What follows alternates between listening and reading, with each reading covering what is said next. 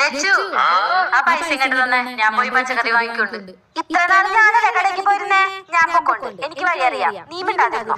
നീ എന്നെ വാങ്ങിക്കും, നീ മര്യാദക്ക് സംസാരിച്ചോ. ഈ വീട്ടിലെ മൂത്ത കുട്ടി ഞാനാ, എനിക്കറിയാം കടയിൽ പോവാൻ, എനിക്ക് അതിനുള്ള പക്വതയായിട്ടുണ്ട്. എനിക്കറിയാം മോളെ നിന്റെ പക്വത എന്താണ്. നിനക്കും ബാക്കി വരുന്ന പൈസ മുക്കാനല്ലേ. ഞാനാണെങ്കിൽ വരുന്ന വഴിക്ക് ഒരു മഞ്ച് വാങ്ങി തരാം. നീ എനിക്ക് വാങ്ങി തരാതാ, നീ എനിക്ക് വാങ്ങി തരാതാ. മോളെ നീ എന്നെ പഠിപ്പിക്കാൻ നിക്കല്ലേ, നിന്നേക്കാൾ ഓണം കുറെ ഉണ്ടതല്ലേ. നീ വീട്ടിലിരുന്ന് അമ്മ കാണാതെ ബൂസ്റ്റ് വല്ല വാരി തിന്നിരുന്നോ. ഞാനും ഈ വീട്ടിലെ തന്നെയാ, എനിക്കും എല്ലാ അവകാശവും ഉണ്ട്.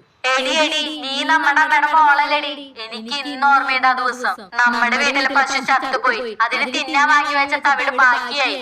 ആ തവിട് കളയണ്ടല്ലോ എന്ന് വിചാരിച്ച് ആ തവിട് കൊടുത്ത് വാങ്ങിയതാടി നിന്നെ. ഞങ്ങളുടെ വീട്ടിലെ ചോറും കറി തിന്ന് വളർന്നതാടി നീ. അതിന്റെ കുറച്ച് നന്ദി കാണിക്കടി, നന്ദി. അച്ഛൻ ഇതിനുള്ളത് ഞാൻ വാങ്ങി